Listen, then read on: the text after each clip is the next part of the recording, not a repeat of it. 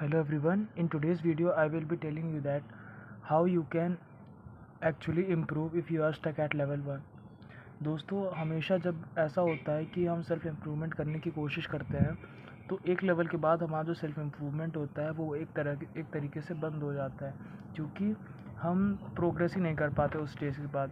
Specially ये जो phase होता है ये आपको तब हिट होता है जब आप 3 मंथ्स का प्रोग्रेस कर लेते हो और आपको कुछ नया नहीं मिलता है, क्योंकि उस टाइम पे आप बिगनर गेंस को वो ले रहे होते हो।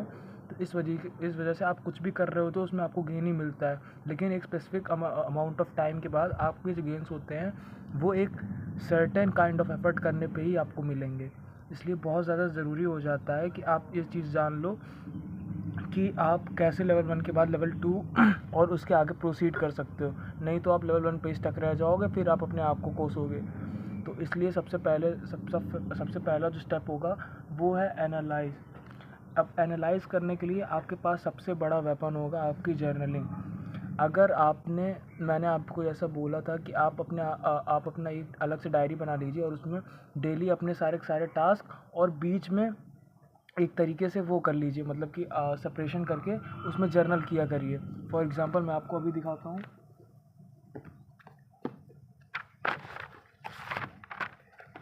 ये देखिए, ऐसे मैंने अपने सेक्शंस बना रखे हैं। एक हेल्थ का, एक अदर्स का, एक ये मेंटल का है, एक वर्कआउट का सेक्शन, एक जर्नलिंग का है। तो ऐसे करके आपको एक सेक्शन बनाना पड़ेगा अपना, और इसको आपको हर दिन करना पड़ेगा, भले ही आप कुछ करो चाहे ना करो। ऐसे जब आप जर्नलिंग डेली करोगे तो आपके पास एक रिकॉर्ड आ जाएगा जिससे आप अपने मिस्टेक्स को एनालाइज कर पाओगे।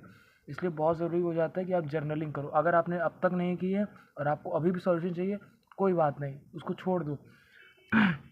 एक दिन अपने साथ वीकेंड पे किसी भी दिन बैठो, 2 से 3 घंटे के लिए अपना सोचो कि मतलब आपने क्या कहते हैं, कहाँ पे आपने गलती की है। उस गलतियों को सोचो और एक पन्ने पे लिख लो। एक बार आपने वो चीज़ कर ली तो आपको वहाँ से मिस्टेक्स मिलेंगी अपनी। ये आप जर्नलिंग से भी निकाल लोगे, इससे भी निकाल लोगे। जिन्होंने जर्नलिंग की है उसके लिए और बढ़िया है, और जिन्होंने ये किया है वो इस मेथड से भी कर सकते हैं। वहाँ से आपको एक सेट ऑफ मिस्टेक्स मिलेंगी, फिर आपको क्या करना है, उनको नोट करना है और उनको कभी भी रिपीट नहीं करना है। फॉर एग्ज़ाम्पल मेरे को लीन होना है, मेरा वो एक तरीके से ड्रीम है, मेरे को लीन होना है।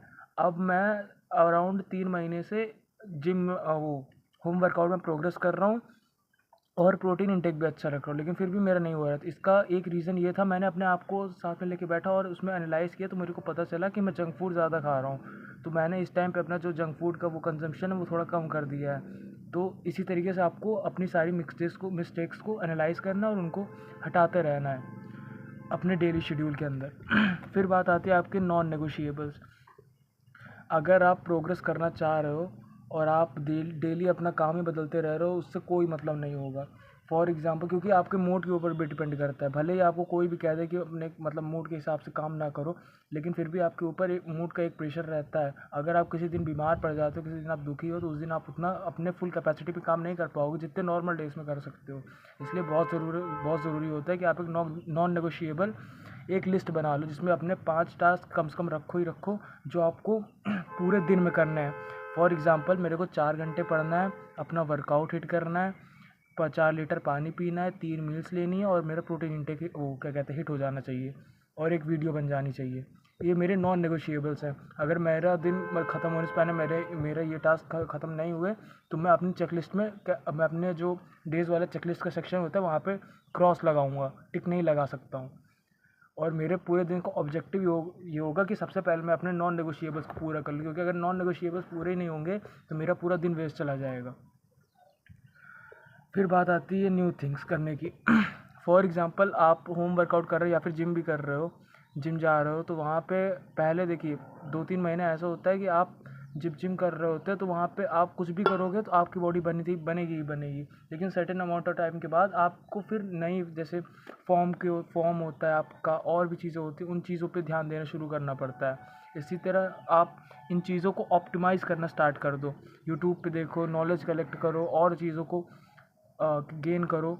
उसके बाद उन चीज़ों को ऑप्टिमाइज़ करो अपने रूटीन के अंदर, और न्यू थिंग्स को भी ट्राई करते रहो। फॉर एग्ज़ाम्पल, आपको मतलब कि पैसे कमाने हैं और आपका जो मतलब पुराना वाला मेथड वो नहीं हो पा रहा है, नई स्किल पकड़ो।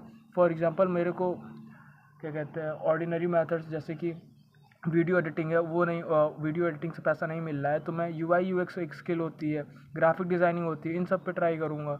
एक ही चीज़ को लेके पकड़ के मत बैठ जाओ लंबे टाइम तक, नहीं तो आप बहुत पछताओगे।